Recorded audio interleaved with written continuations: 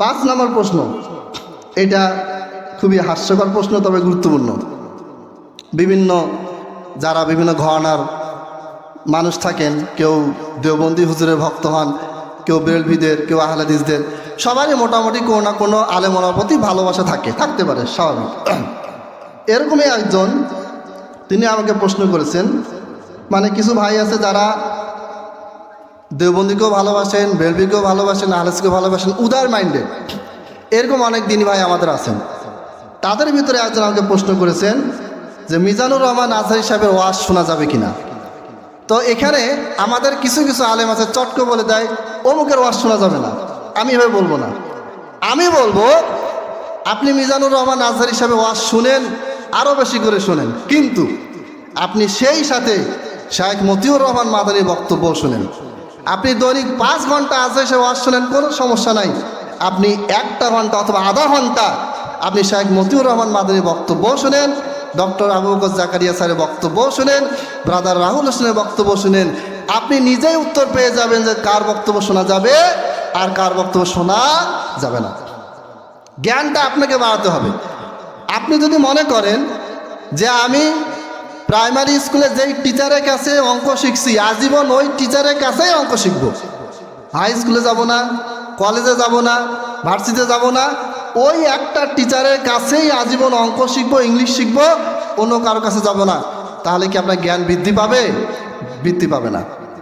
কিন্তু যদি আপনি একাধিক ওস্তাদের কাছে জ্ঞান নেন, আপনি যদি একটা বিষয় গণিতে যদি 10টা স্যারের কাছে পড়েন, ইংলিশ যদি আপনি 10টা স্যারের কাছে পড়েন, আরবি যদি আপনি 15টা স্যারের কাছে পড়েন, একাধিক ওস্তাদের কাছে যান, তাহলে আপনি কম্পেয়ার করার জ্ঞানটা অর্জন হবে যে আমার কোন ওস্তাদের জ্ঞান বেশি, কার জ্ঞান কম, কে ভুল পড়াইছে, কে সঠিক পড়াইছে, এই জিনিসটা কম্পেয়ার করার ক্ষমতা আপনার আমার ভিতরে তৈরি হবে।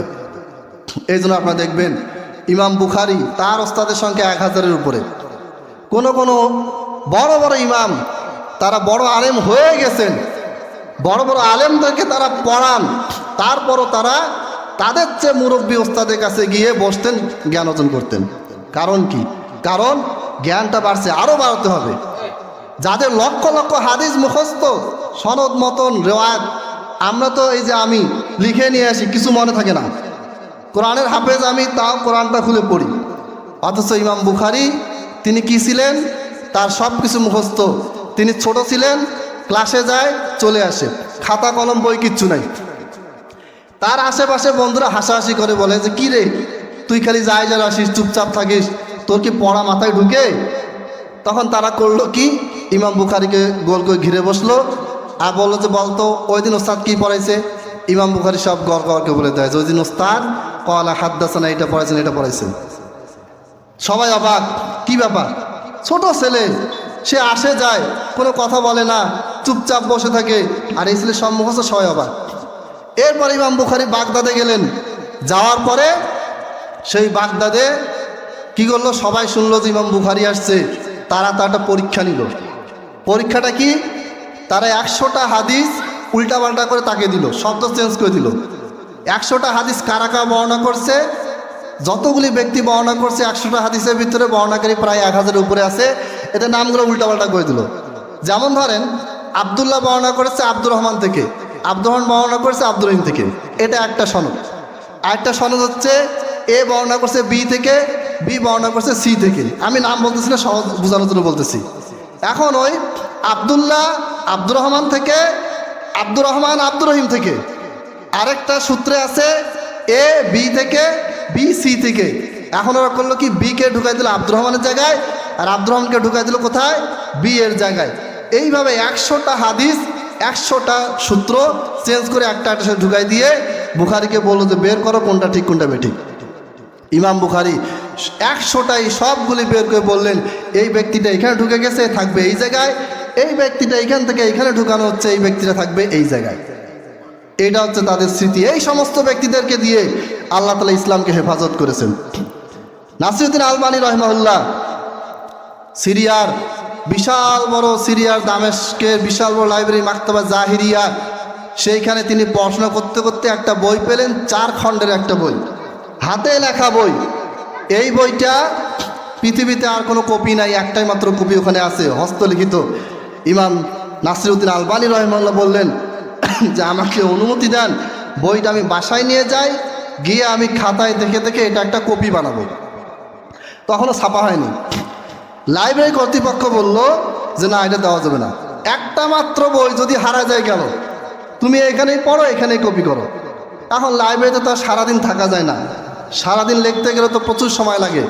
তখন আলবানী কি করলেন, তিনি ওই বইটা খুব মনোযোগ দিয়ে 1 সপ্তাহে পুরো বইটা পড়লেন। পড়ার পরে বাসায় গেলেন। বাসায় গিয়ে তিনি এই বইটা পুরোটাই না দেখে লিখলেন। লেখার পরে ওই তার লিখিত কপিটা লাইব্রেরি কর্তৃপক্ষকে দিলেন। ওরা পরে মিলায় দেখে দুই বই 100% মিল আছে, কোনো পার্থক্য নেই। সুবহানাল্লাহ। এই হচ্ছে তাদের ব্রেন, এই হচ্ছে তাদের মেধা, এই হচ্ছে তাদের জ্ঞান। এত মেধা থাকার পরেও তারা সারাটা জীবন জ্ঞান অর্জনের জন্য তাদের চেয়ে মুরব্বী যারা, তাদের কাছে যেতেন, জ্ঞান নিতেন। আর আমরা দাখিল pass, matric pass, inter pass, 2-4টা বই পড়ে বক্তা হয়ে গেছি, আমাদের ওস্তাদের দরকার নাই। এটা হচ্ছে আমাদের অজ্ঞতা, জাহালত। তাহলে অবশ্যই আপনার আজহার হিসাবে ওয়াজ শুনবেন, কোনো সমস্যা নাই, কিন্তু আমার পরামর্শ আপনি মতিউর রহমান মাদানী ওয়াজও শুনেন, ডক্টর আবু বকর জাকারিয়া সাহেবের বক্তব্য শুনেন। ইনশাআল্লাহ আপনি কম্পেয়ার করতে পারবেন কোনটা ছাড়তে হবে, কোনটা ধরতে হবে। আর নোট করবেন খাতা নিয়ে, কে কতগুলি আয়াত বলল, হাদিস দিল, দলিল দিল, কার বক্তব্যে কত কি শিখলেন, এটা নোট করেন। ইনশাআল্লাহ এই জ্ঞান অর্জনটা আপনার কাজে লাগবে। মনে রাখবেন, সঠিক পথ পেতে গেলে আপনাকে আমাকে অবশ্যই ব্রেনটাকে জ্ঞান অর্জনে মাথা খাটাতেই হবে। পড়াশোনা করবো না, কিচ্ছু না, খালি হুজুরের কাছে যাবো, চটকাটা ফতোয়া নিব, আর হয়ে গেল না। আল্লাহ তো বলেছেন পড়ো, সবাইকে পড়তে বলেছেন, সবাইকে জ্ঞান অর্জন করা আল্লাহ তাআলা সবার উপরে ফরজ করে দিয়েছেন।